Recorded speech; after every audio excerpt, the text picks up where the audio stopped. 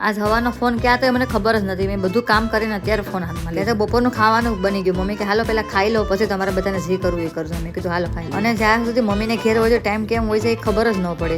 અમારું બાળપણ તો કેમ વહી ગયું ખબર જ ન પડી. આવા વાસણ આવા રમકડા ક્યારે મેં જોયા જ નતા. એ જ વાત હું આ છોકરીને કહેતી હતી કે અમે કોઈ આવા રમકડા જોયા જ નથી. પણ મેં પ્રિયન છે ને બધા રમકડા લીધી. અને એવા સોલામાં નાની બકડી એમાં આ છોકરી મારા હાટું માંડવીના દાણા હે કે આને શું કહેવું. અને પ્રિયન છે ને તે ક્યારના કહેતા હતા કે હાલ આપણે ગામમાં જઈએ પાણીપુરી ખાવી, પણ એ રમવામાંથી ઓછી આવે તો પાણીપુરી ખાતા ખાતા આપણે 8 વાગી જાય તોય પણ મેં કીધું આજ તો પાણીપુરી ખાઈ લેવી હોય, કાલે તો આપણે ઘેર વહી જવાનું છે. ત્યાં તો ગામમાં પાણીપુરી ઓછી ખાવા જાય કેમ કે હાલવું બહુ પડે ને એટલે હથવારો કોઈ ઓછું. અને આપણે આજ એક પ્લેટ નહીં બે પાણીપુરી ખાવાની છે તો ખાઈ લો તમારે. આપણે આ ભાઈ ને અહીંયા પાણીપુરી ખાઈને આપણે આવી ગયા બીજી જગ્યાએ. ખાલી એક મારો ભાઈ કે અહીંયા રહેવા દો આપણે મસાલા પૂરી બીજી જગ્યાએ ખાઈએ. મેં કીધું હાલો. પછી ઘેર જઈને મેં ફુલાવાનું શાક બનાવ્યા. તો મમ્મી નાનો ભાઈ બીજે ગામ કે છે ત્યાંથી આવી ગયા તો અમે મમ્મી રોટલા બનાવવાના ફટાફટ ખાવા બેઠી ગઈ. અને મારે પછી ખાઈને ઠેલા પેક કરવાના છે કે કેમ કે કાલ તો આપણે ઘેર વહી જવાનું. હાલો તો મળીએ કાલ.